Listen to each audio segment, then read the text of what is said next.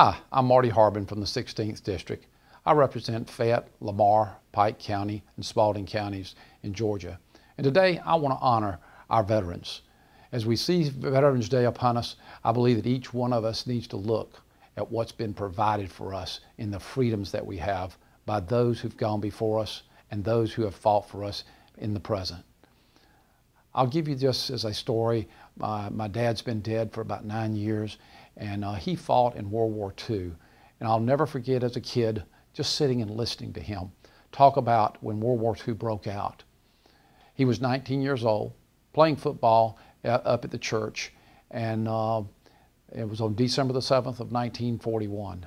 He and all his friends were playing, and his dad drove up in the car, and all the boys gathered around, and his dad said, you know, Pearl Harbor was bombed, and the president has declared war.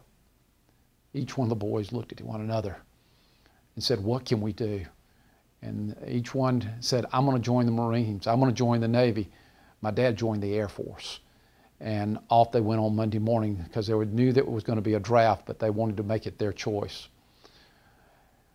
As he joined, he became a flight engineer on a B-24 Liberator bomber.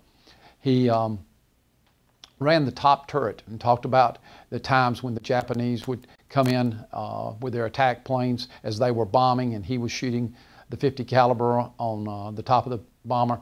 And it was really neat as a little boy, especially, to hear those stories. He has talked about how their time of prayer, and they prayed before every time they left the field, and how they would pray when they got back, when one engine was out and one wing shot up. But it gave you a new appreciation that they were willing to give their lives for our freedoms. You know, we need to thank those that are veterans. And I think about this. I was in the airport a couple of weeks ago, and a young man was there with me, had on a camouflage pack and everything else. And I just looked over to him. I said, hey, I just want to thank you. Thank you for defending our freedoms. Thank you for taking a stand. Thank you for being willing to give your life for our freedom of our country. You know, he looked at me, smiled. He said, thank you, sir. He said, sometimes I don't know if everybody's appreciative. And I said, let me tell you, we are. And I just thanked him for his time. Maybe this week, maybe this time, maybe you know an old veteran, maybe you know a young veteran. But why not say thank you? Thank you for what you've made possible for us to be free in a great country that we live today. Thank you very much.